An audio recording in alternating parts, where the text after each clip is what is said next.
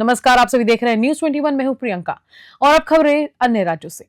दाहोद में पत्रकारों के सम्मान को लेकर बड़ा मामला सामने आया है। दाहोद जिला पत्रकार परिवार और दाहोद पत्रकार परिषद के सदस्यों ने एकजुट होकर राजकीय नेताओं द्वारा सार्वजनिक मंच से पत्रकारों को अपशब्द कहे जाने के विरोध में जिला कलेक्टर को ज्ञापन सौंपा।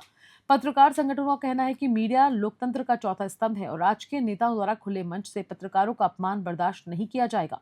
पत्रकारों ने जिला प्रशासन से इस मामले में उचित कार्रवाई करने की मांग की है। इस विरोध प्रदर्शन में बड़ी संख्या में पत्रकार शामिल हुए और उन्होंने सरकार और समाज के बीच मीडिया की भूमिका को महत्वपूर्ण बताया। उन्होंने कहा कि वे लोग कल्याणकारी योजनाओं को जनता तक पहुंचाने का कार्य करते हैं, लेकिन यदि उनका सार्वजनिक रूप से अपमान होगा तो ये प्रेस की स्वतंत्रता के लिए खतरा होगा। दाहोद से योगेश मकवाना की रिपोर्ट।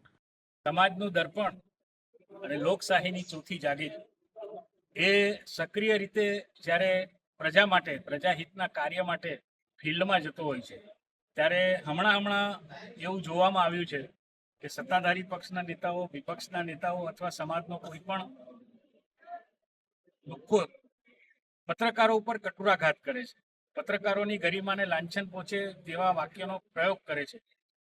કદાચ કોઈ પત્રકારે વ્યક્તિગત ધોરણે કંઈ ખોટું કર્યું હોય તો એનો અમારે છાવરવા માટે સહેજ પણ ઈરાદો નથી, પરંતુ કોઈ એકના ભૂલની સજામાં સમગ્ર પત્રકાર જગતને જે રીતે ભાંડવામાં આવે છે તેને અમે સખત શબ્દોમાં વખોડી કાઢીએ છીએ અને આવા તત્વોને શોધી અને જે પત્રકાર આલમને બદનામ કરે છે તેની સામે કાર્યવાહી કરવા માટે અમારી માંગણી છે।